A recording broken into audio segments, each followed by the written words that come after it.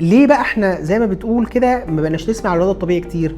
ده للاسف لان في ناس، يعني احنا دايما في حاجه اسمها جايد لاينز او ارشادات طبيه معينه. الجايد لاينز دي بتدينا اوقات معينه وليميتس معينه عشان خاطر نبدا ناخدها عشان خاطر الولاده تتم بشكل سلس وسليم. في امهات كتير قوي قوي قوي ما بيحبوش يستنوا حتى لاخر الحمل، يعني هو بيبقوا يعني هم شايفين ان هم تعبوا لدرجه ان هم مش قادرين يستنوا، فيقول لك انا عايز اولد قيصري واخلص. في امهات ما بتحبش ان هي تمر بتجربه الم او حاجه، تقول لك انا ليه امر بتجربه الم؟ ما انا اولد قيصري واخلص. هو ده الحقيقه عندنا احنا في الارشادات الطبيه بيقول لك ايه؟ بيقول لك لازم لما يحصل ده، كان زمان بيقول لك ولدها قيصري على طول، دلوقتي بيقول لك لازم تاسس هل الام دي بتمر باكتئاب او مشكله، هل هي واعيه للقرار اللي هي بتاخده ان هو كويس ولا لا.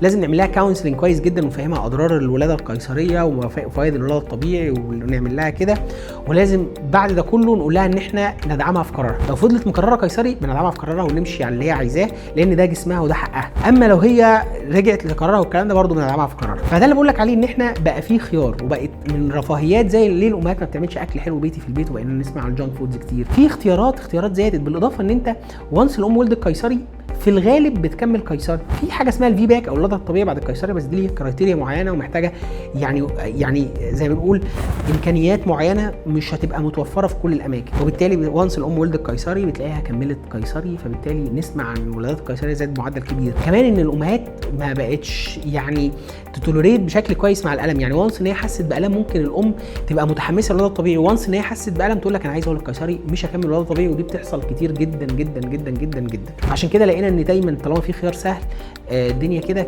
ليه بره بقى كده؟ بره ممكن يفرضوا شويه عشان خاطر الانشورنس والحاجات دي كلها وحاجات ماديه والكلام ده كله، فما يبقوا يعني ممكن تدفع فلوس في بعض الاماكن لو هي تولد قيصري بناء على رغبتها، لانها المفروض تولد طبيعي.